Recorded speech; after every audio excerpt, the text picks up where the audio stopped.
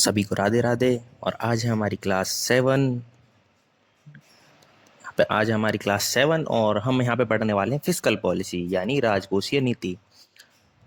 राजकोषीय नीति। और थाम के बैठिए अपनी सीट्स को, क्योंकि बहुत मज़ा आने वाला है इसमें। बहुत अच्छी अच्छी चीज़ है, मॉनेटरी पॉलिसी ऐसी है, मज़ा आता है भाई इसको पढ़ने में भी और थोड़ा समझाने में भी। और कोई भी मेरे से मिस्टेक होती है उसके लिए सॉरी। मैं भी इस फील्ड में नया हूँ, ठीक है, तो मैं भी आपके साथ ही एक स्टूडेंट ही हूँ। तो बढ़ते हैं आगे। सभी को राधे राधे और करते हैं आज की क्लास हम स्टार्ट इसी के साथ अपनी। तो हेडिंग डाल लो यहाँ पे, फिस्कल पॉलिसी। फिस्कल पॉलिसी क्या होती है वो हम जानेंगे कि फिस्कल पॉलिसी के बारे में जानेंगे। फिस्कल पॉलिसी में क्या क्या होता है, कैसे नियंत्रण होता है इस पर, कौन नियंत्रण रखता है इसके ऊपर, कौन कौन होते हैं, कितने सदस्य होते हैं, क्या क्या होता है, वो सारी चीज़ें हम जानेंगे। I'm ठीक है, sorry, I जब हम didn't quite जानेंगे catch सारी that. चीज़ें Could you please तो say that again? फिर हमें जानकारी हो ही जाएगी फिर तो। ठीक है, चलो इसके बारे में जान लेते हैं। फिस्कल पॉलिसी है क्या, इसकी डेफिनेशन क्या है। इसे ना सरकार नियंत्रण करती है इस पे, ठीक है, इस पे सरकार का नियंत्रण होता है। ठीक है, अब सरकार कैसे सरकार के नियंत्रण में तो आ गई है, लेकिन सरकार इसमें करती क्या क्या है।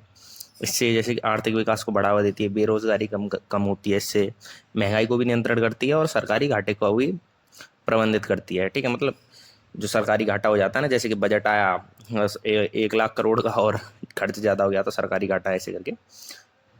ठीक है, तो ये हो गया। अभी चलते हैं, अभी आगे देख लेते हैं। यह वह नीति है, यह वह नीति है, ठीक है, जिससे सरकार क्या, जिससे सरकार, ठीक है, टैक्सेस यानी कर, हिंदी वालों लिख लेना, ठीक है, कर, सरकारी खर्च, ठीक है, सरकारी खर्च, उधारी, ठीक है, यानी बोरोइंग। इंग्लिश वालों लिखवा दे रहा हूँ, कितने बोरो पैसे कर रखे हैं किसी से, लौटा दे रहा हूँ उसके, क्या है, बोरोइंग के माध्यम से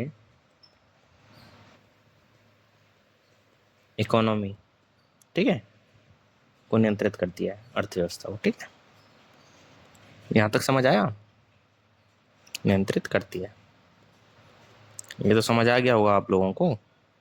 अब ये नियंत्रित तो कर लिया यहाँ पे कि भाई सरकारी खर्च से नियंत्रित कर रही है, उधारी से कर रही है। अरे सरकार उधारी कैसे ले रही है, सरकार भी उधार पैसा लेती है और वो लोगों से ही लेती है, तुम्हें पता है, सरकार भी उधार लेती है पैसा। बहुत सारे लोगों को पता नहीं होगा कि भाई सरकार भी पैसा उधार लेती है भाई, सरकार भी पैसा उधार लेती है, मस्त खूब करोड़ों में लेती है। ठीक है, आपको देने हो तो बता देना। ठीक है, इसका उद्देश्य क्या है, ठीक है, इसका उद्देश्य, इसका उद्देश्य, इसका उद्देश्य क्या है, इसके उद्देश्य जान लेते हैं। इसके उद्देश्य क्या क्या है।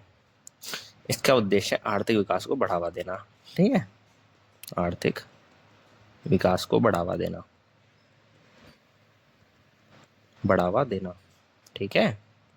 दूसरा पॉइंट, बेरोजगारी को कम करना, ठीक है,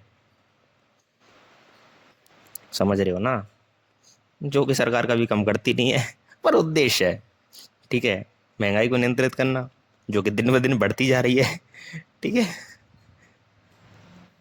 महंगाई को नियंत्रित करना, ठीक है, और सरकारी घाटे को प्रतिबंधित करना, ठीक है, प्रबंधित करना, प्रतिबंधित तो अलग हो गया, प्रतिबंधित यानी प्रोहिबिटेड हो जाता है, तो सरकारी घाटे को प्रबंधित करना, मैनेज करना, को प्रबंधित करना, ठीक है। ये 4 पॉइंट हो गए। अब ठीक है, अब इसके आगे बारे में जान लेते हैं। अब क्या है, सरकार क्या क्या करती है, खर्च करती है, सरकार क्या खर्च करती है, पैसा खर्च करती है, कहाँ कहाँ खर्च करती है। अब वो देखो, सरकारी खर्च कहाँ होता है, सरकारी, ओफो, सरकारी व्यय, सरकारी व्यय क्या क्या है, मतलब गवर्नमेंट एक्सपेंडिचर, गवर्नमेंट एक्सपेंडिचर, सरकार का खर्चा क्या क्या है। सड़कें बना रही है आपके लिए, बना रही है ना सड़कें, शिक्षा, सरकारी स्कूल्स जो होते हैं, स्वास्थ्य जो स्कीम्स वगैरह हैं, ठीक है, वो भी, ठीक है, इंफ्रास्ट्रक्चर, ठीक है, ठीक है।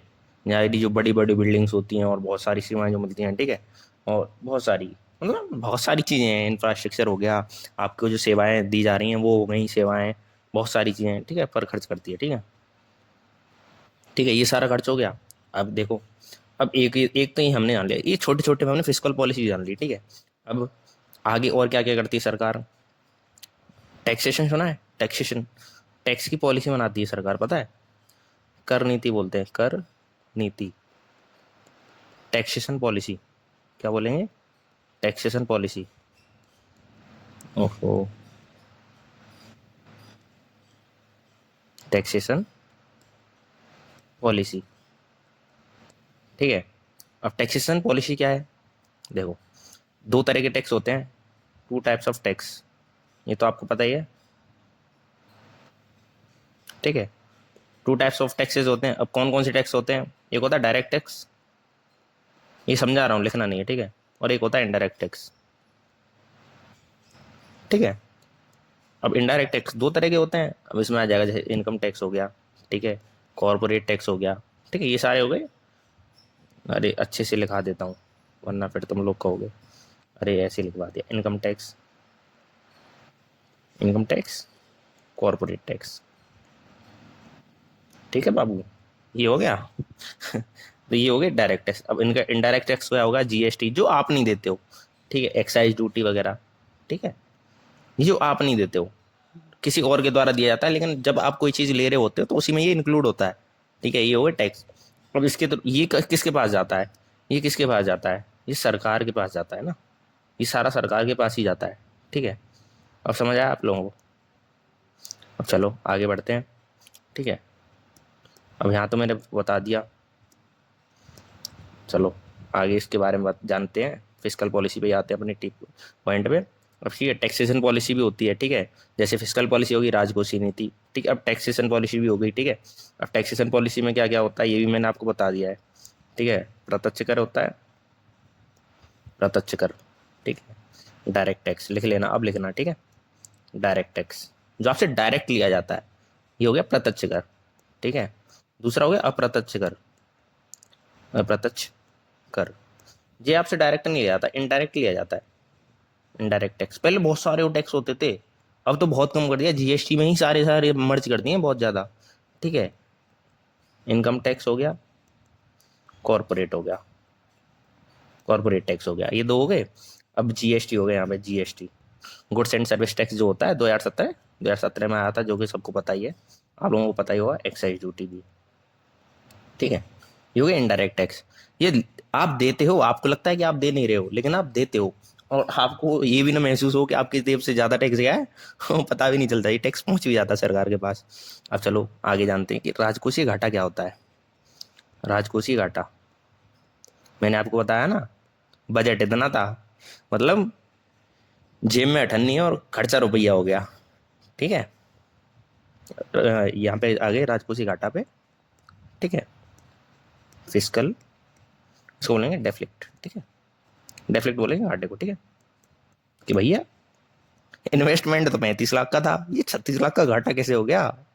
ऐसे हो गया बाबूजी, ठीक है। अब बता देखो, ठीक है, सरकार की कुल आय, ठीक है, सरकार की कुल आय, ठीक है, और व्यय, बजट, बजट ही तो आता है, व्यय करने के लिए तो बजट आता है। और एक चीज और, जब बजट आता है ना तो वो खर्च करने के लिए ही नहीं आता हमेशा, ठीक है, इसके साथ साथ, इसके साथ साथ कमाने की भी प्रोसेस होती है उसमें, कि हम कमाएंगे कैसे। हमेशा याद रखना, इस चीज के बीच कंफ्यूजन मत होना कि बजट में हमारे लिए क्या क्या आया तो इसमें खर्च करने की ही बात होती है, नहीं, बजट में कमाने की भी बात होती है कि सरकार कमाएगी कैसे। बस वो है कि आपको सिर्फ यही बताया जाता है कि भैया हम इतना खर्च कर रहे हैं, ठीक है, ये आपको कभी नहीं बताया जाएगा कि हम कमा कितना रहे हैं, आपको लूट कितना रहे, ये कभी कोई नहीं बताएगा। क्यों? आपको पता लग जाएगा ना, अरे भाई साहब इतना पैसा कहाँ से कमा रहे हो आप, ठीक है, ठीक है। व्यय का अंतर यहाँ पे आ जाते हैं, ठीक है। अभी हमें राजकोषीय घाटा का पता चल गया भैया, आमदनी तो अडन्नी हो रही थी, खर्चा रो भैया हो रहा था, तो ये वो हो गया घाटा। अब ठीक है, उधार कैसे लेती है? अब उधार कैसे लेती है देखो, उधारी, सरकार उधार कैसे लेती है? उधारी यानी बोरोइंग, बोरो कैसे करती है? बोरो कैसे करती है सरकार? देखो आरबीआई से बोरो करती है एक तो, ठीक है, सरकार आरबीआई से बोरो करती है, आरबीआई से लेती है, ठीक है, ठीक है, या फिर लेती है जनता से, जनता से लेती है, आरबीआई से और जनता से, ठीक है, दोनों से कर्ज लेती है। अब इसको आपकी भाषा में लिखवा देता हूँ मैं, ठीक है, दोनों से लेती है, बताता हूँ कैसे। देखो सरकारी बैंकों से लेती है, ठीक है, अरे आप कहोगे सरकारी बैंकों से कैसे लेगी, अरे लेती है, ठीक है, आरबीआई से, ठीक है, आरबीआई से, आरबीआई से लेती है या जनता से लिया गया कर्ज,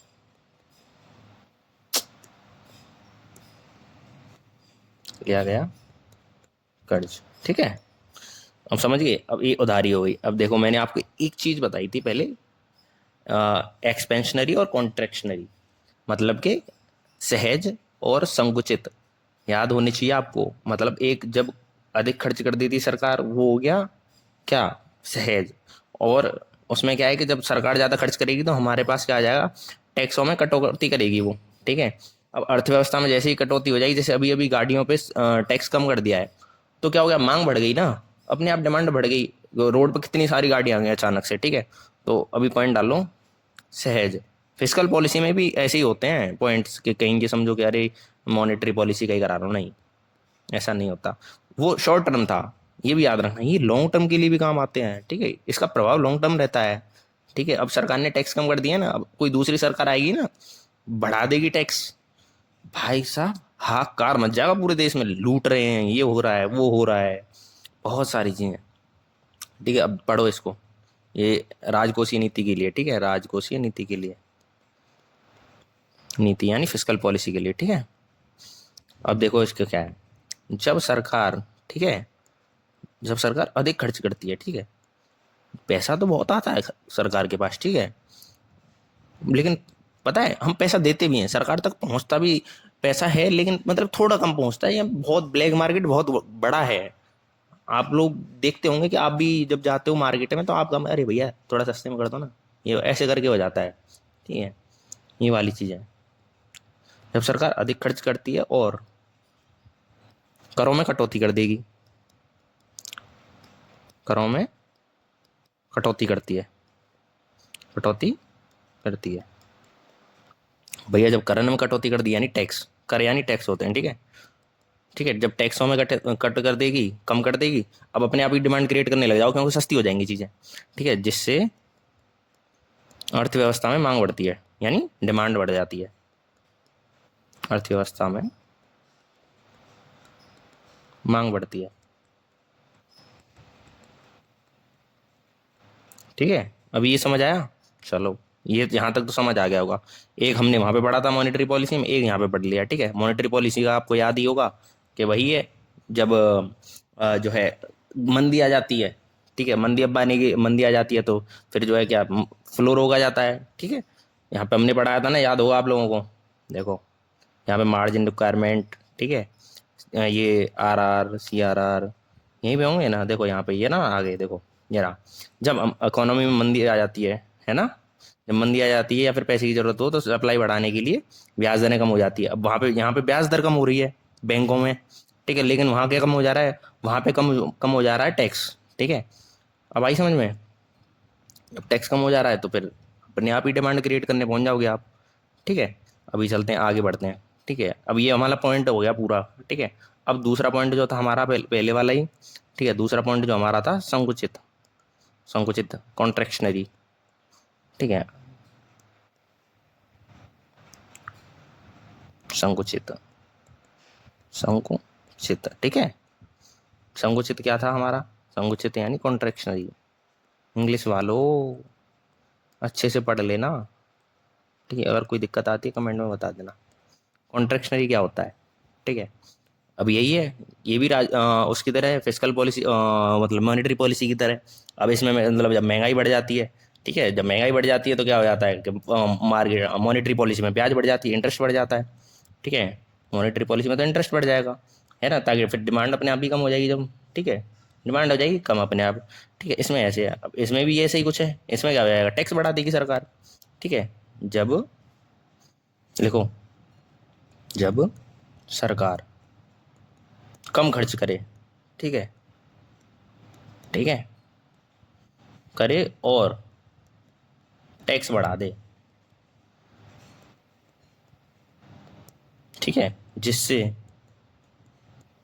महंगाई पर नियंत्रण किया जाता है। ठीक है, अब ये लॉन्ग टर्म इफेक्ट होता है इसका, पहले ही बता रहा हूँ। ठीक है, ठीक है, महंगाई पर नियंत्रण किया जाता है।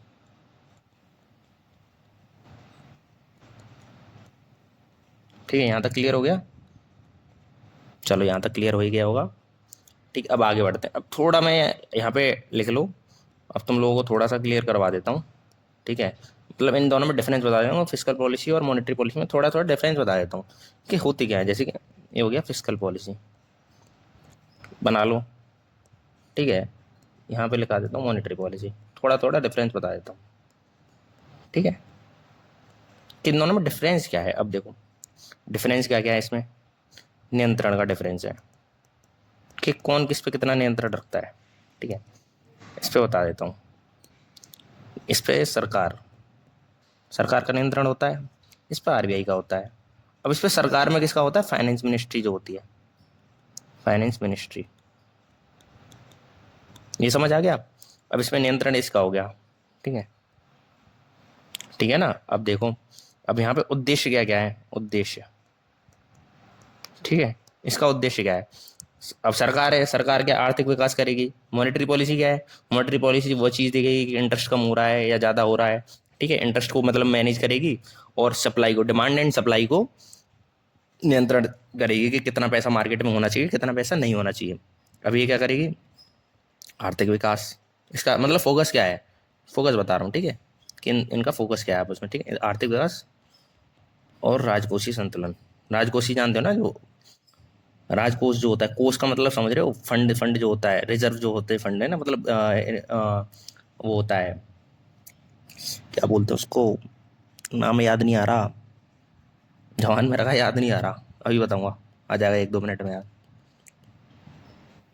राजकोषीय संतुलन करती है। ठीक है, कंसोलिडेटेड फंड जो बोलते हैं। ठीक है, राजकोष, कंसोलिडेटेड फंड जो होता है, ठीक है, उसको, उसका भी संतुलन करना होता है ना, कि कितना पैसा आ रहा है, कितना पैसा जा रहा है। मेरे को याद नहीं आ रहा था, यही था, कंसोलिडेटेड फंड ऑफ इंडिया जिसे हम बोलते हैं। ठीक है, ठीक है, तो अब ये क्या करती है, ये इसका क्या है, मुद्रा आपूर्ति और ब्याज पर नियंत्रण, ब्याज दर पर नियंत्रण, नोट ब्याज पर, ब्याज दर पर नियंत्रण। ठीक है, इसका टारगेट ये होता है। ठीक है, अब दोनों के टारगेट हमें पता चल गए। अब इनके उपकरण भी होंगे, मतलब जैसे टूल्स होते हैं ना, जैसे इसके रेपो रेट है, इसका रेपो रेट हो गया। ठीक है, इसका CRR हो गया। ठीक है, ट्रिपल आर, वो SLR हो गया, है ना, SLR हो गया, SLR। अब ये कहोगे ट्रिपल आर क्यों नहीं हुआ, अरे उसमें तो आरबीआई को उल्टा लोन देना पड़ता है ना। ठीक है, ब्याज दरें हो गई। ठीक है, सॉरी, ट्रिपल आर में तो वो होता है ना, उल्टा ब्याज देना पड़ता है। ठीक है, आरबीआई को। अब इसके इसके टूल्स क्या है, उपकरण, उपकरण क्या क्या है, मुख्य उपकरण का। ठीक है, इसका क्या है, टैक्स है। ठीक है, गवर्नमेंट एक्सपेंडिचर, सरकारी खर्च। ठीक है, सरकारी खर्च कम करना है या ज़्यादा करना है वो, उधारी। ठीक है, आपसे भी पैसे उधार ले सकती है, अगर आपके पास अच्छा खासा पैसा है तो सरकार आपसे भी उधार ले सकती है। ठीक है, और आप दे भी सकते हो सरकार को उधार, पता है बहुत सारे लोगों को पता ही नहीं होगा कि हम उधार दे सकते हैं सरकार को। ठीक है, अब इनके टारगेट क्या क्या है, लक्ष्य। ठीक है, मांग को बढ़ाना या घटाना। ठीक है, समझ गए ना, मैंने कहा था ना लॉन्ग टर्म इफेक्ट होता है। ठीक है, घटाना। ठीक है, अब जब भाई टैक्स कम कर दोगे तो मांग बढ़ जाएगी, और टैक्स जो कम हो गया मान लो, तो मांग आप क्रिएट करोगे ना मार्केट में जाके। अब जब बढ़ जाएगा तो अपने आप डिमांड जो कम हो जाएगी, डिमांड क्या हो जाएगी, कम हो जाएगी। ठीक है, चलो, अब इसका जान लिया, इसका भी जान लेते हैं। अब इसमें महंगाई को नियंत्रण होता है कि मार्केट में कितना पैसा होना चाहिए। ठीक है, महंगाई को नियंत्रण करना, नियंत्रित करना। अब समझ आया? अब ठीक है, अब ठीक है, यहाँ पे जो है, यहाँ पे जो है क्या है, लॉन्ग टर्म, मैंने बताया था ना, यहाँ पे लॉन्ग टर्म इफेक्ट होता है, यानी लंबे समय के लिए। इसको हिंदी में लिख लो भाई, दीर्घकालिक, हिंदी वालों, लॉन्ग टर्म। ठीक है, लंबे समय के लिए, इसका होता है शॉर्ट टर्म, कम समय के लिए।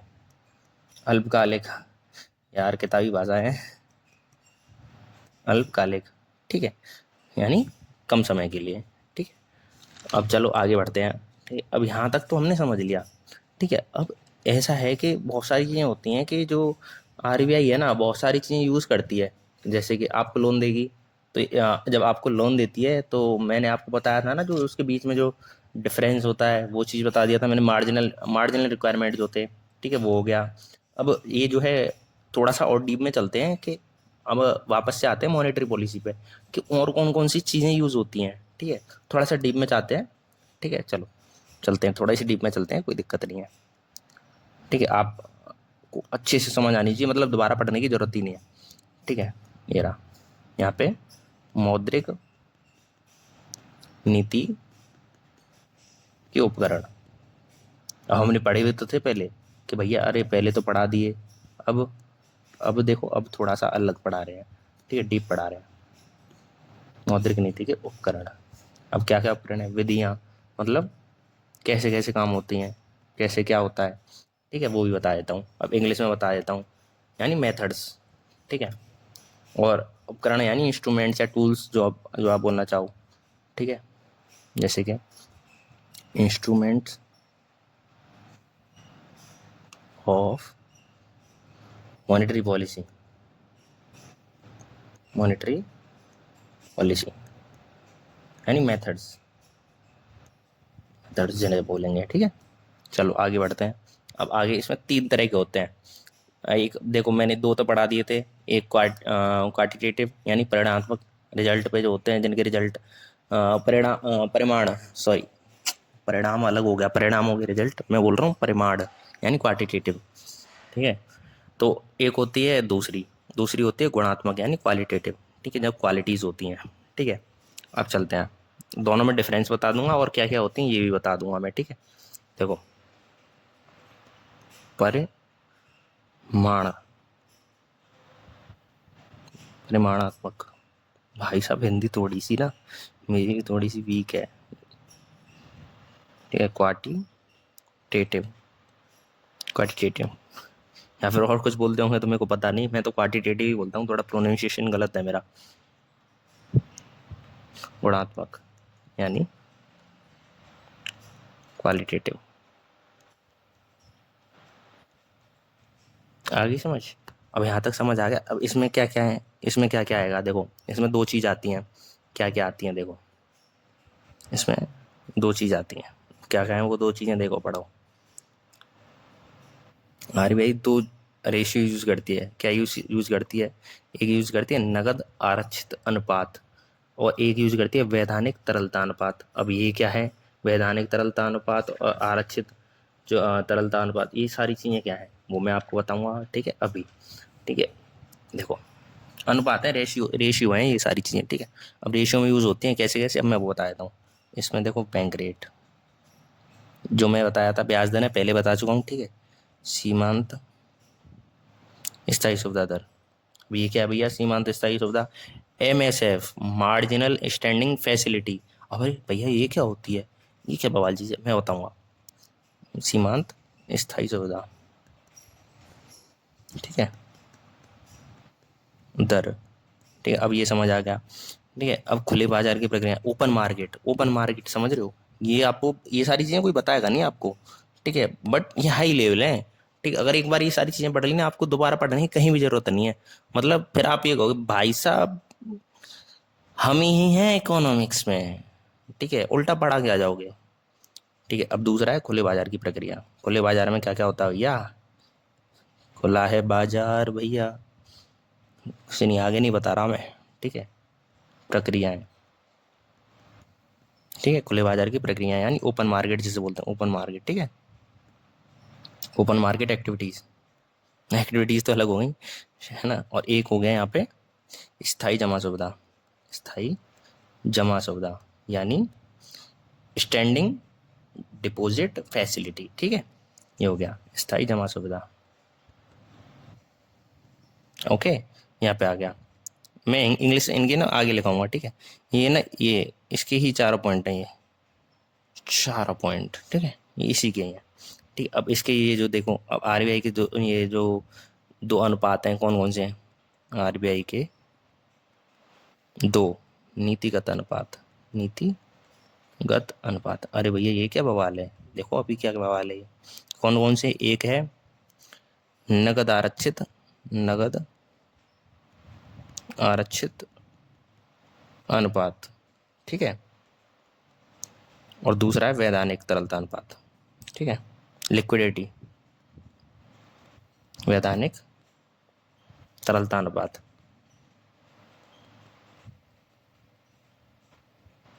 ठीक है, और समझ गए ना। अब ये क्या बवाल चीज़ें हैं वो भी हम आपको बताएंगे कि क्या बवाल चीज़ें हैं, ठीक है। और जो अभी आर आर आर और चल रहा है H D F, I think तुमने सुना होगा, ठीक है, एच डी एफ मतलब स्टैंडिंग डिपॉजिट फैसिलिटी, ये भी अभी चल रहा है, इसके बारे में भी थोड़ा मैं बताऊंगा, ठीक है। तो अभी चलते हैं आगे की तरफ, ठीक है। इसके अंदर एक और पॉइंट है, इसके अंदर एक और पॉइंट लिख लो, ठीक है। आरबीआई दो नीतियां और अपनाती है, आरबीआई की दो नीतिगत रेट हैं, दो नीतिगत दरें यानी रेट। अब कौन कौन से, एक तो आर आर है जिस पे वो ब्याज देती है, ठीक है, और एक ये है जिस पे वो पैसा लेती है उस पे जो ब्याज मिलती है, एक है triple R, R R R. अब यहाँ तक ये हो गए, अब ये हो गए हमारे। अब ठीक है, अब इसके बारे में और जान लेते हैं, गुणात्मक। इसको नीचे लेके आते हैं, नीचे, ठीक है, कहाँ लेके आते हैं, नीचे, यहाँ से ऐसे भैया लेते आए नीचे नीचे, यहाँ पे ले आए भाई, यहाँ पे नीचे ले आए, अब नीचे तो ले आए इसको। अब इसके बारे में जान भी लेते हैं कि भैया ये है क्या। देखो ये है, इसके बारे में सीमांत आवश्यकता, क्या है, सीमांत आवश्यकता। अब ये क्या है देखो, वो भी हम बताएंगे, ठीक है। मार्जिनल इम्पोर्टेंस बोलते हैं आई थिंक इसको, ठीक है, सीमांत आवश्यकता को, या फिर रिक्वायरमेंट, मतलब रिक्वायरमेंट बोल सकते हैं। आवश्यकता तो ये वो अलग होगी कि भाई नीड है, ठीक है। मार्जिनल रिक्वायरमेंट बोलेंगे इसको, ठीक है, कि क्या क्या चीज़ों की नीड है, ठीक है। तो ये हो गया, ठीक है, सीमांत आवश्यकता हो गया। अब दूसरा मैं बताता हूँ, इसमें 4 पॉइंट है, ठीक है। उपभोक्ता, ठीक है, उपभोक्ता ऋण विनियमन। भैया हिंदी में लिखा रहे हो, इंग्लिश में तो लिखा नहीं रहे हो आप, लिखाएंगे इंग्लिश में लिखाएंगे। अभी ये सिर्फ हेडिंग्स हैं, ये मतलब ये पार्ट में डिवाइड हो रखे हैं, ये चीज़ें मैं बता रहा हूँ। साख की राशनिंग, भैया ये क्या बवाल चीज़ है, क्रेडिट्स बोलते हैं इनको, ठीक है, आई थिंक, ठीक है, राशनिंग, ठीक है। मैंने भी थोड़ा टाइम हो गया ना पढ़े हुए इस चीज़ को, तो थोड़ा सा कन्फ्यूजन है मुझे, पर अभी क्लियर कर देंगे, गलत नहीं बताऊँगा आप लोगों को, ठीक है। नैतिक प्रभाव यानी मोरल सुएशन, जो हमने पहले पढ़ा था, नैतिक दबाव जिसे हम बोलते हैं, प्रभाव है यहाँ पे, दबाव समझ लो, प्रभाव समझ लो, मतलब अफेक्ट हो गया, ठीक है, मोरल इफेक्ट, ठीक है, प्रभाव तो ये हो गया, ठीक है। प्रत्यक्ष कार्रवाई, जो आरबीआई प्रत्यक्ष कार्रवाई करती है, अब ये प्रत्यक्ष कार्रवाई किसके खिलाफ होती है, बैंकों के खिलाफ होती है, अगर कोई वो रूल नहीं मानती है ना उसके खिलाफ होती है प्रत्यक्ष कार्रवाई, ठीक है। चलो, अब ये यहाँ तक तो आप लोगों को समझ आ गया, अब है, ठीक है। अब क्या है देखो, अब ये मैं थोड़ा सा आपको ना मॉनेटरी पॉलिसी के बारे में थोड़ा सा और बता देता हूँ, ठीक है। यहाँ पे नोट डाल लेना या फिर ऐसे स्टार सा बना लेना, ठीक है, फिर तुम लोगों को समझ आ जाएगा क्या है ये। देखो सीआरआर होता है ना, मैंने आपको बताया था, ये बैंकों को दिवालिया होने से बचाता है, ठीक है, ठीक, इससे बैंकों को बचाया जाता है, बैंक्स को दिवालिया होने से बचाया जाता है, क्या होने से, दिवालिया होने से बचाया जाता है, ठीक है। क्या है ये चीज़, सीआरआर, जल्दी बताओ। ये वही है जो आरबीआई के पास पैसा जमा करना होता है, ठीक है, क्या जमा करना होता है आरबीआई के पास। पहले कितना था, 4% था, देखो मैंने बताया था कि नहीं। यार तुम लोग याद नहीं रखते हो, मुझे तो ऐसा लग रहा है, याद रखा करो ये सारी चीज़ें, मतलब ये पूछी जाती है एग्जाम में कि सीआरआर का रेट क्या था, ठीक है। ये देखो मैंने बताया ना, ये आरबीआई के पास जो पैसा जमा कराया था पहले 4% था, अब 3% है, और प्रेजेंट में ये शायद रेट बदल भी गया हो, एक बार चेक कर लेना आप लोग, ठीक है।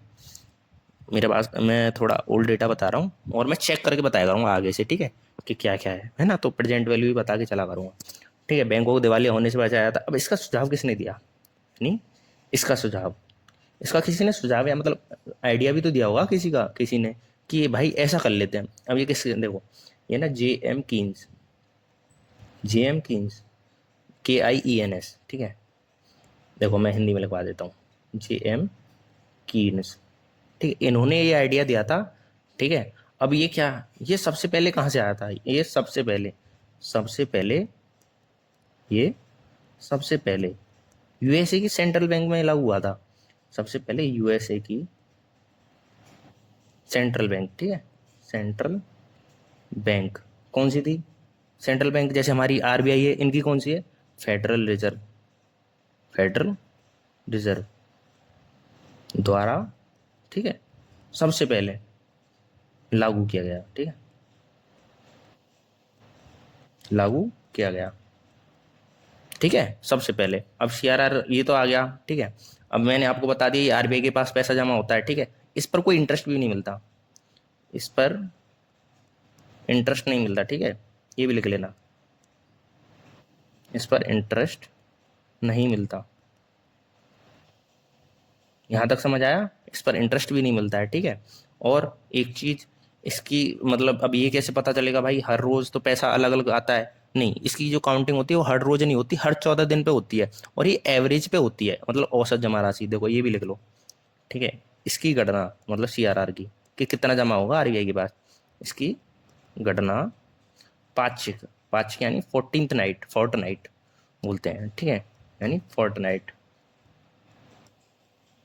फोर्टनाइट आधार, अर्थात मतलब इसका मतलब क्या है, अर्थात, ठीक है, 14 दिन, 14 दिनों के औसत जमा राशि पर होती है, ठीक है, औसत यानी एवरेज, यानी 14 दिन में जितना पैसा जमा हुआ और उसका जितना एवरेज निकल के आएगा, ठीक है, उस वो राशि जाएगी, ठीक है, आरबीआई के पास औसत राशि पर जमा की जाती है, ठीक है, औसत जमा राशि, अरे रे,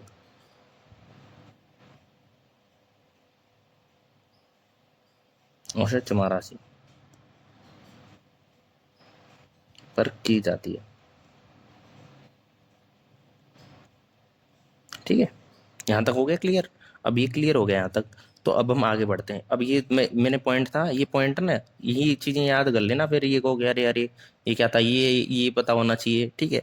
अब आया पीसीएस में क्वेश्चन, ठीक है, तो वहां से भाई अरे भाई साहब बताया तो था, याद नहीं, देखो चलो अब आगे बढ़ते हैं कि आगे क्या चीज़ है, ठीक है। एक और चीज़ होती है एल, जो मतलब यूज़ की जाती है बैंकों की तरफ से, यूज है एल है क्या, देखो कभी ना कभी तो आरआर भी आया होगा, रेपो रेट, ट्रिपल आर भी आया होगा, ठीक है, आरआर आया, ट्रिपल आर आया, रिवर्स रेपो रेट जिसे हम बोलते हैं, ये भी आया।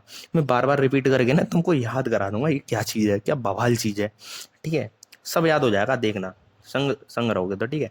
अभी देखो क्या है, अब एल ये क्या चीज़ है, एल क्या है, एल क्या बवाल है, देखो एल के बारे में जानते हैं, एल के बारे में जानते हैं, तो एल क्या है भैया, एल है लिक्विडिटी, अरे भैया फिर से इंग्लिश में आ गए तो, लिक्विडिटी एडजस्टमेंट, हिंदी में लिखा दूंगा मैं, एडजस्टमेंट फैसिलिटी, क्योंकि कुछ चीज़ें ना हमें इंग्लिश में ईजी लगती हैं और हिंदी में हार्ड लगती है ना, तो उस कुछ चीज़ें हमें इंग्लिश में जल्दी आ जाती हैं ना कि हिंदी में, तो उसके लिए ये चीज़ें बढ़िया है, तरलता समायोजन, तरलता समायोजन सुविधा, फैसिलिटी है ना, फैसिलिटी का मतलब क्या होता है भैया, सुविधा मिल रही है, ठीक है, सुविधा, ठीक है, अब ये समझ गए, ठीक है। अब यहाँ पे क्या है, मैं थोड़ा आपको बता देता हूँ, एक सेकेंड, हाँ, इसकी ये है क्या भैया, ये है क्या, लिक्विडिटी का मतलब समझ रहे हो, तरलता, अब तरलता का क्या मतलब है, या तो भैया कोई चीज़ मतलब कुछ ना कुछ तो चेंज हो ही रहा होगा एलएफ में, ठीक है, मतलब लिक्विडिटी भाई, अब लिक्विड है, कोई लिक्विड एक अवस्था में नहीं रह सकता ना, थोड़ा हिलाओगे तो वो चेंज हो जाता है, तो ऐसे ही कुछ तो होगा इसमें। अब इसमें क्या है, थोड़ा हिंदी में अब देखो मैं थोड़ा सा समझा देता हूँ, जो ये है ना, एलएफ को ना पहले तो ये आया कब, ये आया 1998 में आया, ठीक, अब आया किसकी तरफ से, नरसिम्हा समिति की तरफ से, नरसिम्हा समिति, ठीक है, उनकी वजह से आया ये, ठीक है, के परिणाम के एक, ये सारी चीजें छोड़ो, नरसिम्हा समिति की तरफ से आया, बस ये समझ लो, ज़्यादा भसड़ मच जाएगी नहीं तो फालतू में दिमाग में भी। ये आया किसकी वजह से, 1998 में आया, किसके सुझाव पे आया, नरसिम्हा समिति के हिसाब से आया, उनकी मतलब उन पे आया, सिफारिशों पे, ठीक है, ये समझ लो, ठीक है। अब ये पेश किया गया था पहले, ये पेश हुआ, अब इसके पेश करने के बाद ना इसी की इसी एल के जरिए दो चीज़ बनी, एक आर बना कि भैया अगर तुमसे कोई पूछ ले रिवर्स रेपो रेट और रेपो रेट कब बने, नहीं 1998 में बने, ये समझ लेना, ठीक है। अब ये आ तो गए, दो घटक हैं, ठीक है, मुख्य पार्ट्स, ठीक है। अब ये क्या है, ये मतलब जब लागू किया जाता है, जैसे कि अब कोई बैंक है, ठीक है, उनको ओवरनाइट मतलब रात में कोई वो चाहिए, लोन चाहिए, तो शॉर्ट टर्म मैंने लिखाया था ना कि शॉर्ट टर्म शॉर्ट टर्म होता है, यानी सम आवर्स टू 14 डेज, ठीक है। तो मैंने बताया था रेपो रेट का मतलब ये शॉर्ट टर्म लोन लेते हैं बैंक्स, जो है पैसा लेती हैं, आरबीआई से उठाती हैं, ठीक है, तो उसके हिसाब से, ठीक है, ये होता है रेपो रेट, ठीक है।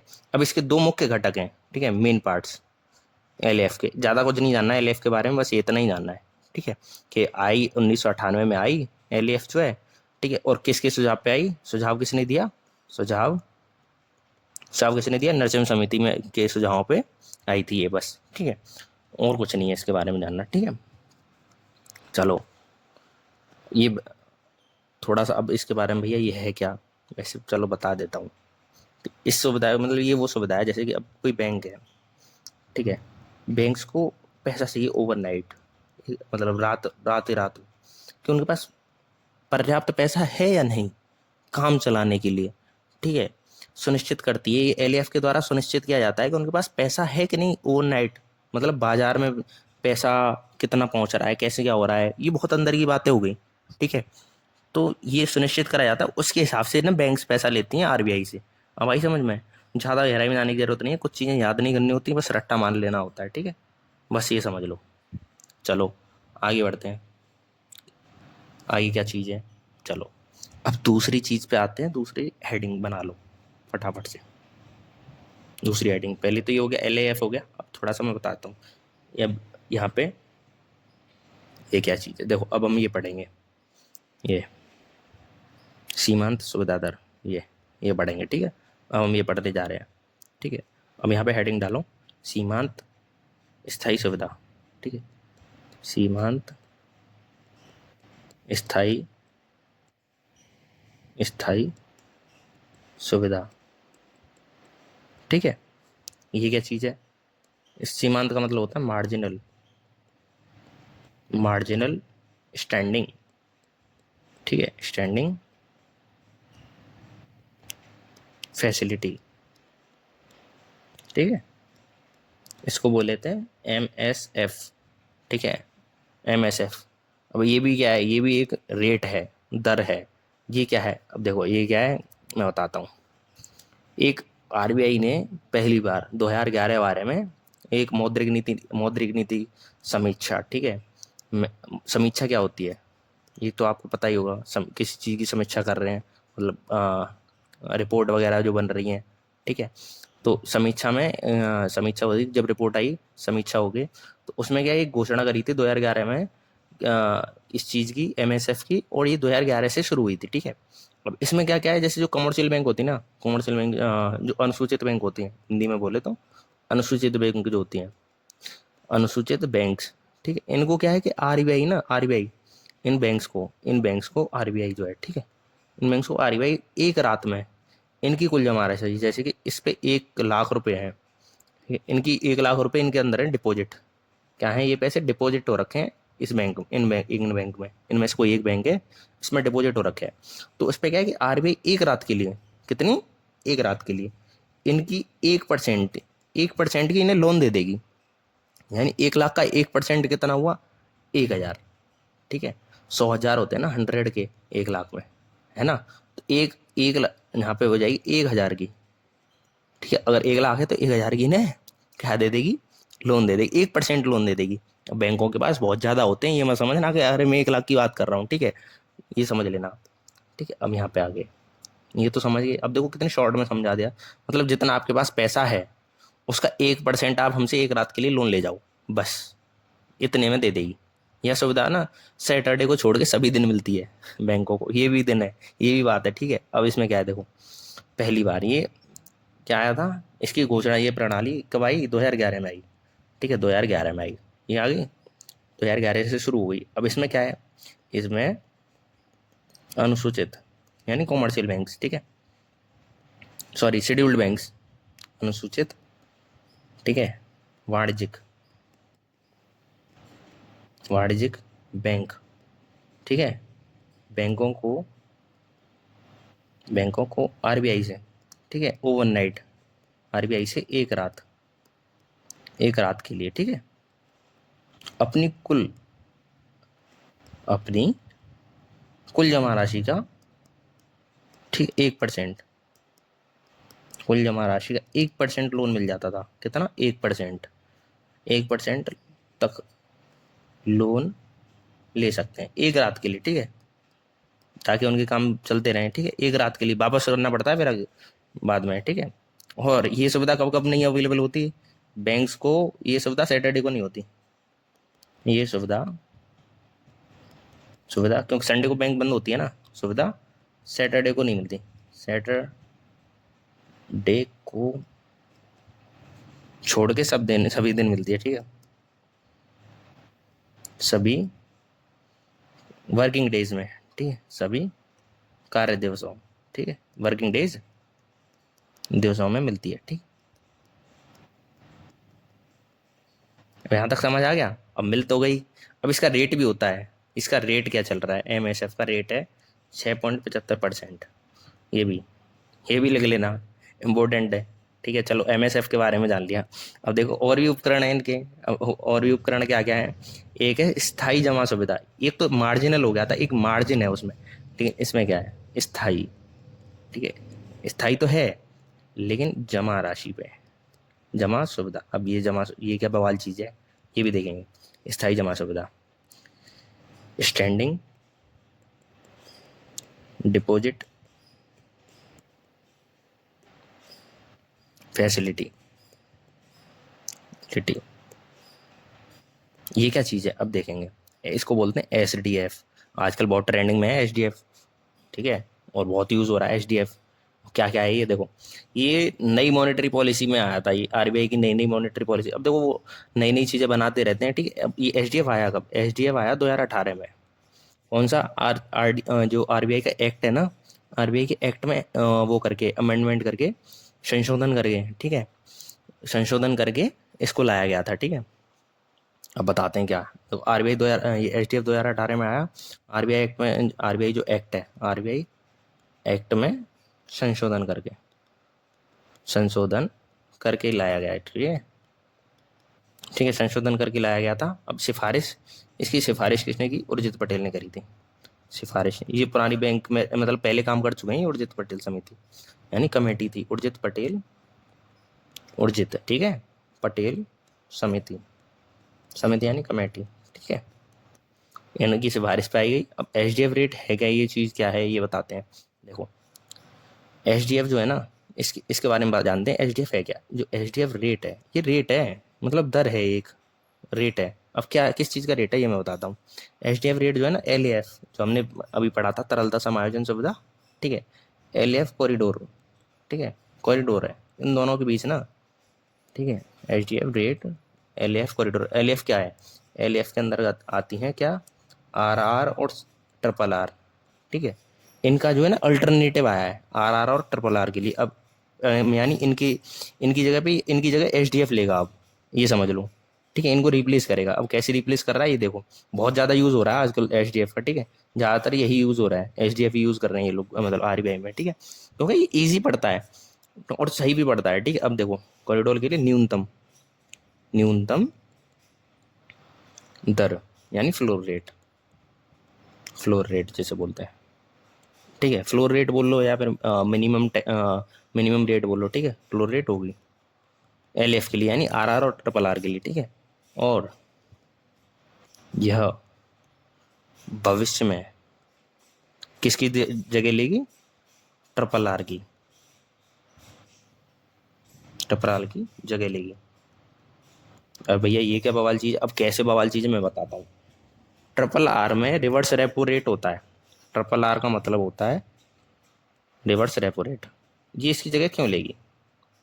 सबसे बड़ा सवाल, रिवर्स रेपो रेट। अब इसमें क्या है, ये बैंक है, ठीक है, ये है आरबीआई, आरबीआई ने बैंक से बोला कि मेरे को पैसा चाहिए। तो जब पैसा चाहिए तो ये गवर्नमेंट सिक्योरिटीज़ होती हैं, गवर्नमेंट सिक्योरिटीज़, ठीक है, गवर्नमेंट सिक्योरिटीज़ होती हैं। अब ये गवर्नमेंट सिक्योरिटी ना देनी पड़ती है आरबीआई को, ये आरबीआई इसको देती है बैंक को।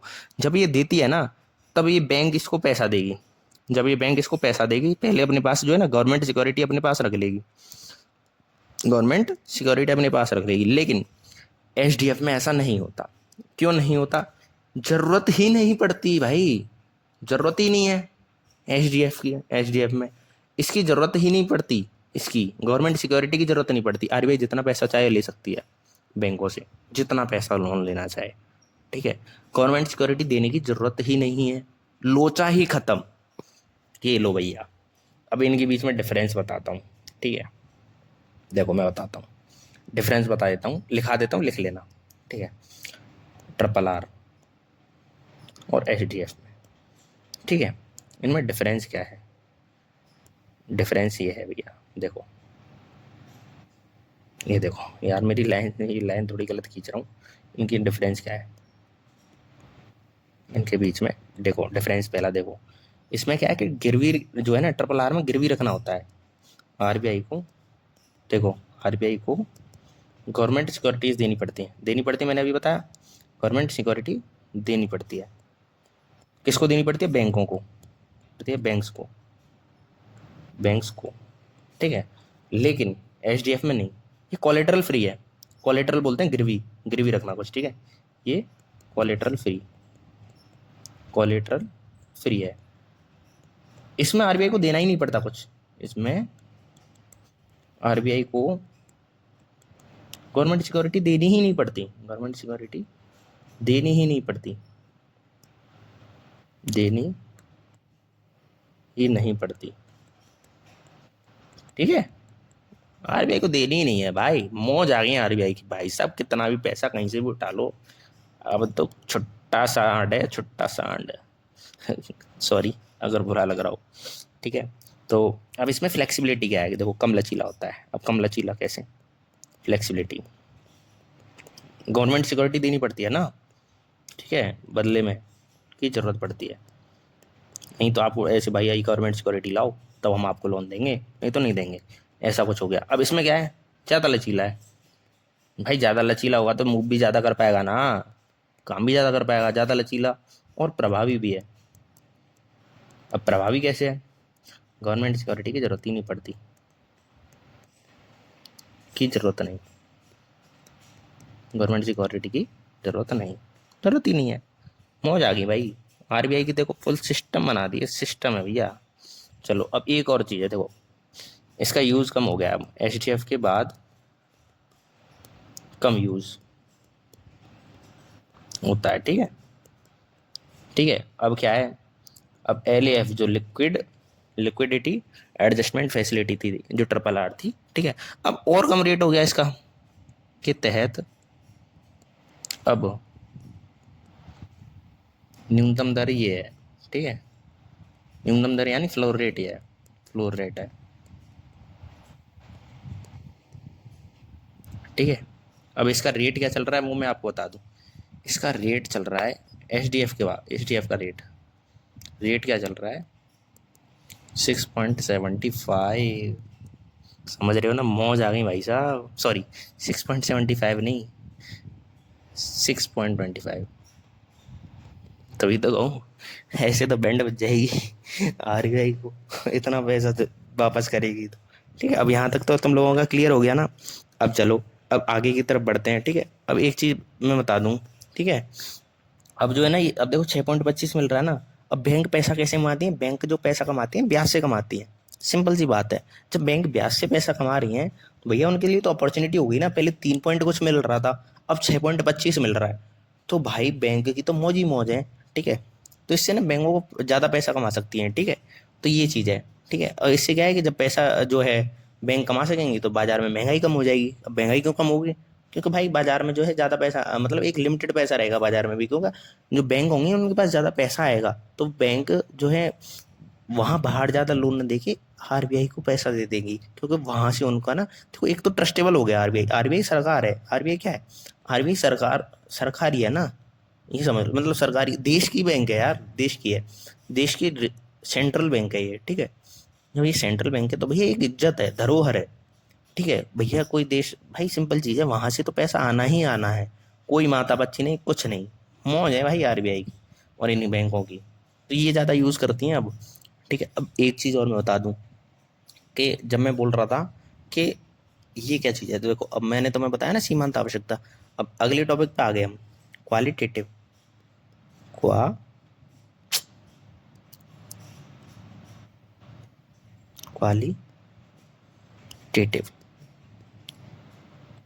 क्वालिटेटिव क्या है, गुणात्मक। ठीक है, अब अगले टॉपिक की तरफ बढ़ रहे हैं। ठीक, इसको देखते अब इसमें क्या है, पहले हेडिंग बना लो भैया। इसमें क्या है, सीमांत आवश्यकता, सीमांत आवश्यकता, ये सीमा यानी मार्जिनल रिक्वायरमेंट है ये। ठीक है, यही मार्जिनल रिक्वायरमेंट है। और जो हमने पहले पढ़ा था वो क्या पढ़ा था हमने, जल्दी बताओ। जो मार्जिनल रिक्वायरमेंट हमने यहाँ पढ़ा, ठीक है। अब ये देखो आज का है यार, भूल जाते हो तुम भी, है ना, याद नहीं रखते हो। ठीक है, मार्जिनल रिक्वायरमेंट ये रहा, सीमांत आवश्यकता है, ठीक है, गिरवी रखी जाने वाली संपत्ति। ठीक है, ये भी। अब इसमें क्या है, देखो चीज़ बताता हूँ। वैसे ये परसों वाला आई थिंक मैंने कल ही पढ़ाया, हाँ कल वाला ही है ये, मतलब वही है, दोनों में कुछ अंतर है नहीं वैसे, बताता हूँ।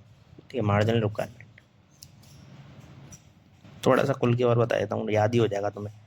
ठीक है, चाहे लिखो या मत लिखो, दोबारा से जो तुम्हें यूनिक लगे वो लिख लेना।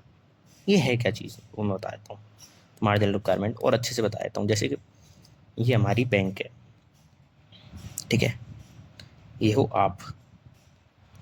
ठीक है, जब आप गए हो बैंक के पास, गए भैया लोन चाहिए, भैया हमें तो लोन दे दो ना भैया, भैया लोन दे दो ना। तो भैया ने दिया लोन।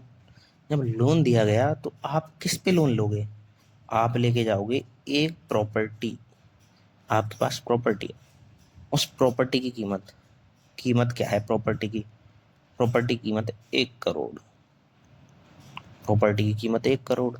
अब जब कीमत है 1 करोड़ तो ये जमानत के रूप में रखा जाएगा, प्रॉपर्टी के कागज रख लेते हैं ना, जमानत भैया, जमानत तो दे दो, कोलेटरल, गिरवी रखना हो गया ना, कि हमने अपनी जमीन गिरवी रख दी, उसके बदले में पैसा मिला। ठीक है, अब ये जो है ना, इसकी कीमत थी 1 करोड़।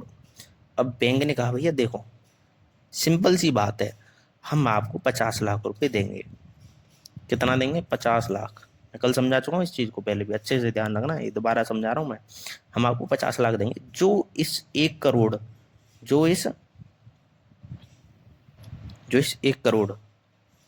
जो इस 1 करोड़ है ना, जो इस 1 करोड़ का डिफरेंस है 50 लाख, यही है मार्जिनल रिक्वायरमेंट। अब आई समझ, इसी को बोलते हैं मार्जिनल रिक्वायरमेंट। अब समझ आया इन दोनों के डिफरेंस को। अब देखो इन शॉर्ट बोल बता देता हूँ, इन शॉर्ट क्या होता है ये। ठीक है, इन शॉर्ट बता दो चलो। जमानत है आपकी ये, यानी जमानत यानी प्रॉपर्टी को बोलेंगे, जमानत और लोन। अब जमानत में ज़्यादा क्यों है, क्योंकि जमानत की वैल्यू ज़्यादा हो गई ना, जमानत और जो इनके बीच का डिफरेंस होगा, ठीक है, इसी को बोलेंगे मार्जिनल रिक्वायरमेंट, मार्जिन रिक्वायरमेंट। ठीक है, अब समझिए। अब ये देखो, अब इसमें क्या है कि जो बैंक होती है ना, ठीक है, उनसे या तो फिर कोई सिक्योरिटी के रूप में कुछ ऐसी चीज़ जो वैल्यू रखती हो, ठीक है, वो रखवा लेती हैं, या फिर प्रॉपर्टी के कागज रखवा लेती हैं।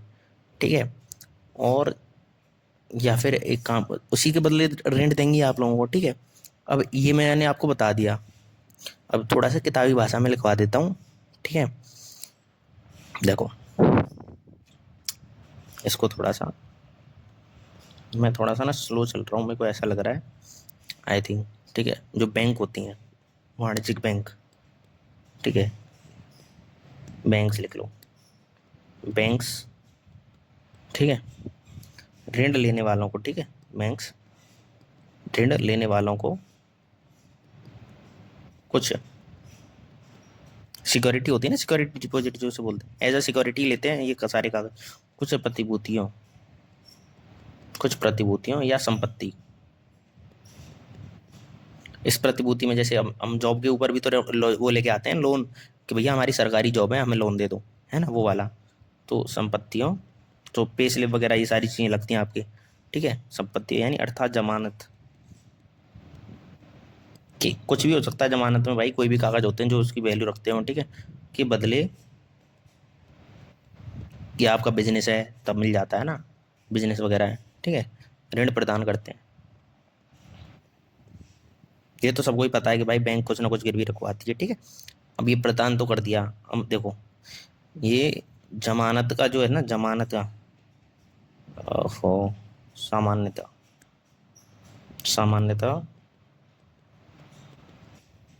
जमानत की, जमानत का मूल्य, सॉरी, है ना, जमानत का मूल्य स्वीकृत यानी जितना आपको ब्याज मिल रहा है स्वीकृत ऋण से, स्वीकृत ऋण से अधिक होता है। समझ आ गया? अब ये तो भैया हमें समझ आ गया जो मैंने आपको बताया था, जमानत, ठीक है, जमानत लोन, डिफरेंस इन दोनों के बीच का difference between is equal to margin requirement, margin requirement. अब समझ आया? ठीक है, चलो समझ आ गया तो अच्छी बात है। इन दोनों के बीच को मार्जिन रिक्वायरमेंट कहते हैं। अभी क्या काम क्या आता है, मैं बताता हूँ क्या काम आता है। अब ये बैंक के पास आप गए, बैंक को करनी है महंगाई कम। क्या करनी है बैंक का काम, बैंक का उद्देश्य क्या है? अब उद्देश्य मतलब आरबीआई की तरफ से ऑर्डर आया है कि महंगाई कम करनी है, महंगाई कम करनी है। महंगाई महंगाई कब बढ़ती है? जब आप डिमांड ज़्यादा क्रिएट कर देते हो और सप्लाई कम बचती है, ठीक। अब महंगाई कम करनी है तो क्या करेगी बैंक? आप हो, ये हो आप जब लोन लेने गए हो बैंक के पास, लोन लेने गए हो, 1 करोड़ की आपकी प्रॉपर्टी थी, 1 करोड़ की प्रॉपर्टी थी जो आपको 50 लाख मिल रहे हैं आपको, ठीक है। अब आपको 50 लाख मिल रहे हैं, पहले आपको मिल रहे थे 80 लाख। क्यों मिल रहे थे? पहले पहले बैंक को ये उद्देश्य नहीं था कि महंगाई कम करनी है, क्योंकि डिमांड खूब क्रिएट हो रही थी, होने तो कोई दिक्कत नहीं, पहले नहीं, पहले कोई दिक्कत नहीं थी, लेकिन अब ना दिक्कत हो रही है आरबीआई को, अरे महंगाई ज़्यादा बढ़ रही है। तो अब आपको जो ये जो हुआ है ना, ये डिफरेंस 30 लाख का, 30 लाख का डिफरेंस आ गया ना, इससे क्या है कि आपको 30 लाख रुपए कम मिले। अब 30 लाख कम मिले तो 30 लाख कम की आप जो है वो बना पाओगे डिमांड। अब आई समझ में? ऐसे करके, ठीक है, ये इससे ना महंगाई नियंत्रित होती है। अब ये कहोगे यार ऐसे भी होती है, ऐसे भी होती है, हमको लगता है ऐसा नहीं होता, बट बहुत बड़े पैमाने पे हो जाती है भैया ऐसे। आपकी भाई जमीन की कीमत थी 1 करोड़ और मिला आपको 50 लाख, मिलना तो 80-90 लाख चाहिए था ना, 1 करोड़ मिलना चाहिए था। यही होता है मार्जिन रिक्वायरमेंट, ठीक है। अब इसको लिख लेते हैं, आरबीआई अर्थव्यवस्था में, अर्थव्यवस्था, अर्थव्यवस्था के जिस क्षेत्र में, ठीक है,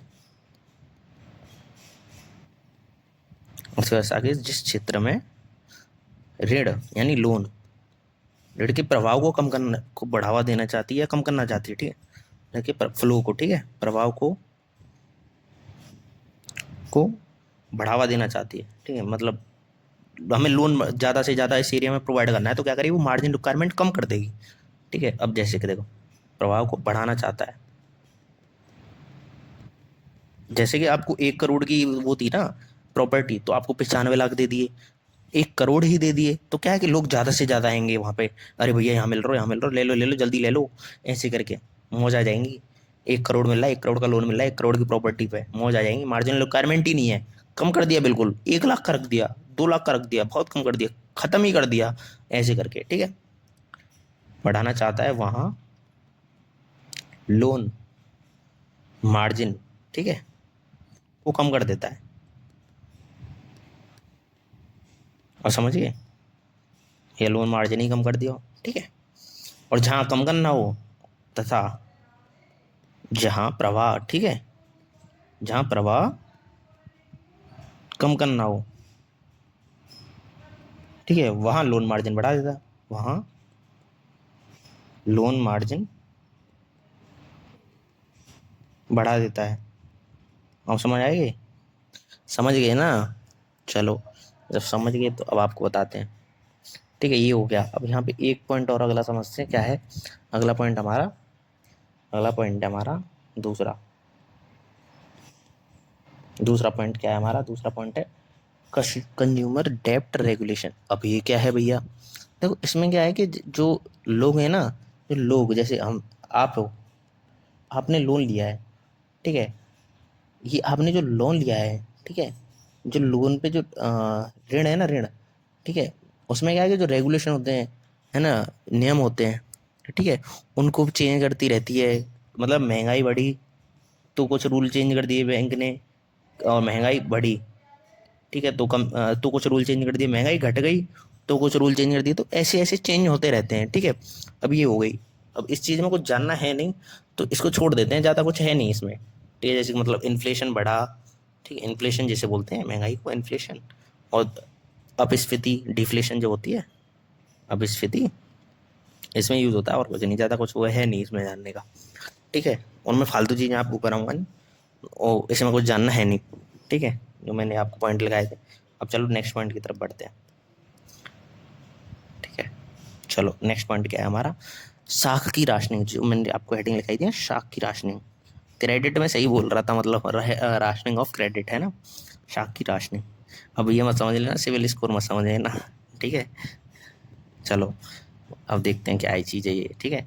यानी राशनिंग, राशनिंग को राशनिंग ही बोलते हैं, राशनिंग ऑफ क्रेडिट। ये क्या बवाल चीज़ है, चलो ये समझते हैं क्या बवाल चीज़ है। ये ना जो बैंक होती हैं, ठीक है, ये बैंक जो है ना, क्या करती हैं, ज़्यादा से ज़्यादा सीमाएं, लिमिट्स, ठीक है, तय होती हैं इसमें, ठीक है। और इसमें ना कोटा होता है, एक कोटा, कि किसको, जैसे मान लो एक कोटा, जैसे आपको, आपकी बैंक है कोई, उसमें 40% कोटा है, कोटा, कि इससे ज़्यादा आपको लोन नहीं देना है, ठीक है। इससे ज़्यादा फिर आपको लोन दे भी नहीं सकते, आप दे नहीं सकते उस बैंक को, ठीक है।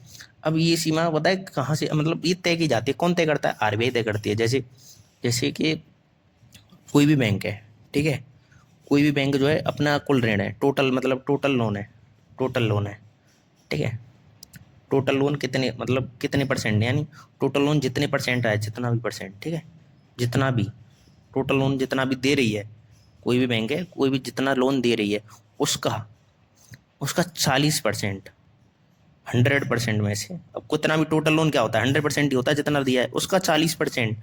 कुछ ऐसे सेक्टर्स होते हैं, क्षेत्र होते हैं, वहां पर 40% उसको देना ही पड़ता है, कि इस क्षेत्र के 40% बंदे होने ही चाहिए, और प्राथमिक क्षेत्रों को दिया जाता है, ठीक है, कुल ऋण का। यानी जो टोटल ऋण है ना, टोटल 100% है, उसका 18% तो खेत खेत जो खेती होती है, कृषि क्षेत्र होता है, यानी फार्मिंग सेक्टर होता है, उसी को ही दिया जाता है। प्राथमिक प्राप्त क्षेत्र जो होते हैं, प्राथमिकता जिन्हें मिली हुई है, ठीक है। अब मैं बताता हूँ आपको, थोड़ा सा लिखा देता हूँ इसके बारे में, तब समझ आ जाएगा और क्लियर हो जाएगा, ठीक है। बताता हूँ, ठीक है, इसमें क्या क्या होता है। इसमें कोटा होता है, ठीक है, इसमें इसका अर्थ है कि जो है ना, मैक्सिमम सीमाएं तय होती हैं, ठीक है, आरबीआई बैंक्स की, ठीक है, बैंक्स के द्वारा, ठीक है, दिए जाने वाले लोन, दिए जाने वाले ऋण, ऋण, ठीक है, के कोटा सीमा, ठीक है, से आर अरे रे आरबीआई द्वारा निर्धारित, ठीक है, ये थोड़ा सा यहाँ पे गलत हो गया, आरबीआई के द्वारा, थोड़ा सा गलत हो गया, इसको रुको मैं बताता हूँ। कोई भी बैंक, कोई भी बैंक आरबीआई के निर्धारित कोटे से ज़्यादा, कोटे से ज़्यादा किसी को भी, कोटे से ज़्यादा, कोटे से ज़्यादा किसी को भी, किसी को अधिक ऋण नहीं दे सकते, ठीक है, नहीं दे सकते। यहाँ समझ आया, ठीक है। अब ये क्या है, अब ये सीमा ना थोड़ा सा अलग टाइप से ना तय की जाती है। अब ये आरबीआई द्वारा तय की जाती है सीमा, यह सीमा आरबीआई द्वारा तय की जाती है, तय की जाती है। अब देखो, ठीक है, सारी बैंक्स के लिए तय की जाती है, ये बात याद रखना, ठीक है। सभी बैंक जो है ना, सभी बैंक, ठीक है, सभी वाणिज्यिक बैंक, ठीक है, वाणिज्यिक यानी सरकारी जो तुम बोलते हो पब्लिक सेक्टर वाली, ठीक है, सभी वाणिज्यिक बैंक, ठीक है, बैंकों को स्वयं द्वारा दिए जाने वाले कुल ऋण का, ठीक है, मतलब टोटल जो 100% ऋण था, कुल ऋण का 40% तो प्राथमिक क्षेत्र को देना ही देना है। प्राथमिकता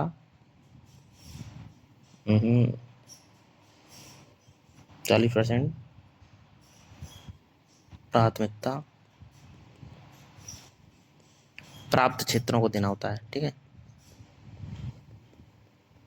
क्षेत्रों को देना होता है, ठीक है। अब समझ आया? अब दे दिया भैया, ठीक है, देना आवश्यक है या देना होता है, ठीक है। अब कैसे, देखो, जो प्राथमिकता क्षेत्र प्राप्त है ना, प्राथमिकता, ये चीज लिख लेना, ठीक है, ये वाली प्राथमिकता प्राप्त, प्राथमिकता प्राप्त क्षेत्रों में, ठीक है, कुल ऋण का, यानी 40% में से जो प्राप्त है, ठीक है, 40% तो मिल ही रहा है प्राथमिक क्षेत्र को, ठीक है, इसमें से 18%, 18%, ठीक है, कुल ऋण का 18% कृषि क्षेत्र को कंप्लीट करना ही है, इतना तो देना ही देना है, 18% तो, ठीक है, क्षेत्र को दिया जाता है।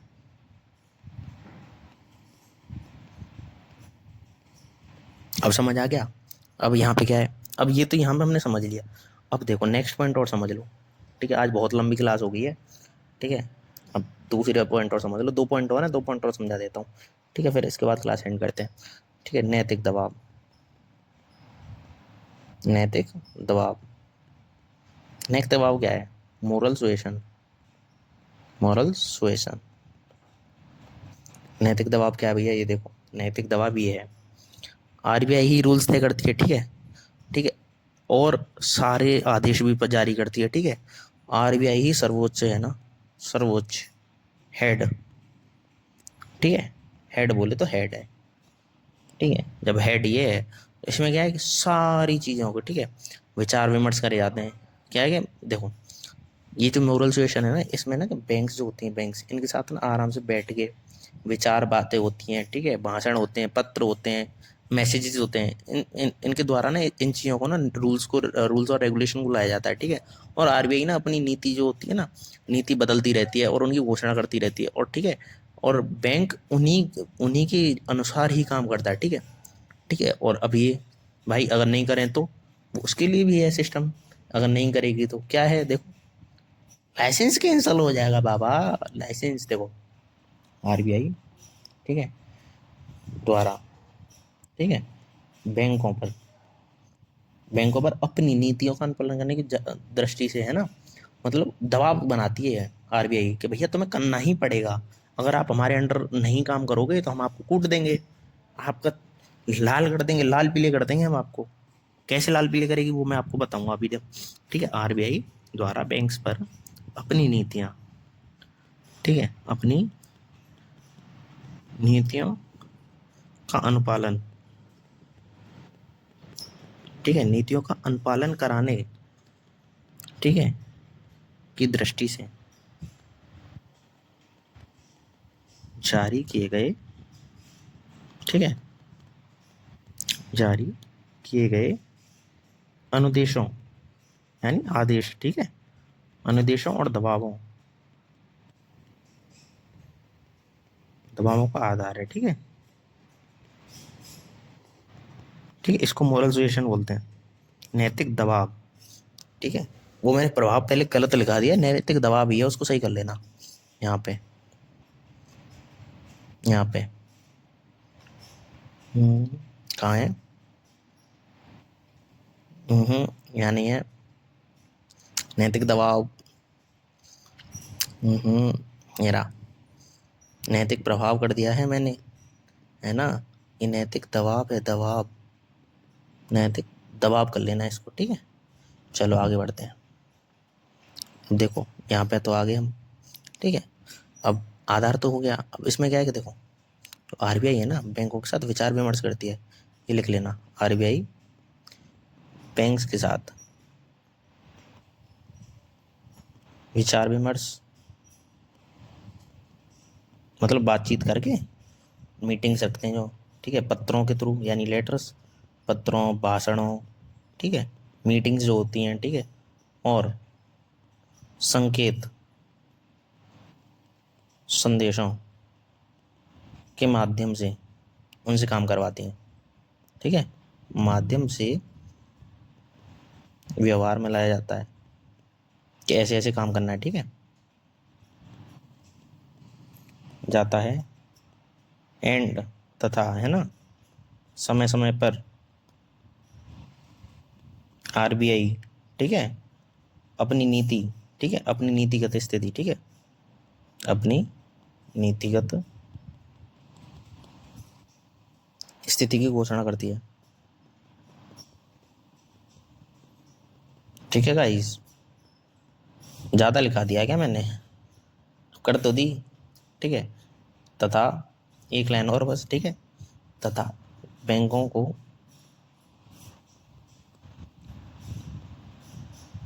तथा बैंकों से, सॉरी, तथा बैंकों से तदनुसार कार्य करने को कहता है, कहता है, ठीक है। यहाँ तो समझ आ गया। अब एक आखिरी पॉइंट और आज का, ये और समझ लो, प्रत्यक्ष कार्यवाही, डायरेक्ट प्रत्यक्ष कार्यवाही, ये क्या चीज़ है, यानी डायरेक्ट एक्शन, एक्शन ले रही है आरबीआई अब तो भैया, एक्शन पे पहुंच गए, देखा, पता चला, मजा आ गया ना, देखा कितनी जानकारी हो गई अब इकोनॉमिक्स में, ठीक है। अब देखो जल्दी जल्दी से जान दे, अगर आरबीआई जो है ना, आरबीआई के जो बैंक है कोई भी, ठीक है, बैंक आरबीआई के रूल्स को नहीं माने, ठीक है, या फिर जो बाउंड्रीज बना रखी है, जैसे 40% का कोटा है, इन्हें कोटा को पूरी नहीं कर रही है, ऋण नहीं दे रही है, ठीक है, तो क्या है, उन्हें दंड कर सकती है, मतलब प्रतिबंध भी लगा सकती है, ठीक है, और दंड भी दे सकती है, उन्हें पैसे का या किसी चीज़ का दंड दे सकती है, और उन पर बैन भी लगा सकती है। देखो यदि बैंक्स, ठीक है, आरबीआई के निर्देशों का पालन नहीं करती है, निर्देशों का पालन नहीं करती, तो ऋण आपूर्ति, अब ये ऋण आपूर्ति क्या है, जो उनको पैसे की नीड होती है ना बैंक्स को, रेपो रेट जो हम बोलते हैं, एचडीएफ जो आ गया है, ठीक है, सॉरी रेपो रेट जो बोलते हैं, जिससे बैंक पैसा लेती हैं उधार पे, शॉर्ट टर्म बैंक रेट, तो उससे हटा देगी। अब उससे क्या है, बैंक को पैसा जरूरत पड़ती है, उन चीज़ों से हटा देगी, तो बैंक का दिवालिया बहुत जल्दी हो जाएगा, बैंक कंट्रोल नहीं कर पाएगी अपने आप को, चीज़ें मैनेज नहीं कर पाएगी, नियंत्रण में नहीं रह पाएगी, ठीक है, ऋण आपूर्ति से वंचित, ठीक है, मतलब जो लोन सप्लाई होता है ना, लोन सप्लाई होता है, उससे वंचित कर देगी, तो भाई बैंक परेशान हो जाएगी, बैंक अकेले हैंडल नहीं कर पाएगी आरबीआई के बिना, इसी वजह से वंचित या कुछ दरों को बढ़ा देगी, रेट बढ़ा देगी, ठीक है, उनके लिए बदल कर दंडित करेगी, देखा, बदल कर दंडित करेगी। अब यहाँ दंडित कर सकती है, करेगी तुम सही नहीं पड़ा था, दंडित कर सकती है। अब एक चीज़ और, इससे अलग, ठीक, इससे अलग वह किसी बैंक पर, अलग आरबीआई किसी बैंक पर भी, ठीक है, किसी बैंक विशेष यानी किसी स्पेसिफिक बैंक पर, ठीक है, विशेष का मतलब है स्पेसिफिक है, ठीक है, विशेष पर प्रतिबंध भी लगा सकती है, प्रतिबंध लगा सकती है, ठीक है। अब यहाँ समझ आया आप लोगों को, ठीक है, अब यहाँ तक समझ आ गया होगा आपको, ठीक है। अब हम कल नया टॉपिक स्टार्ट करेंगे, ठीक है, नेशनलाइजेशन ऑफ बैंक्स, ठीक है, और तब तक के लिए टाटा, और आराम से रहो, मौज लो जीवन में, ठीक है।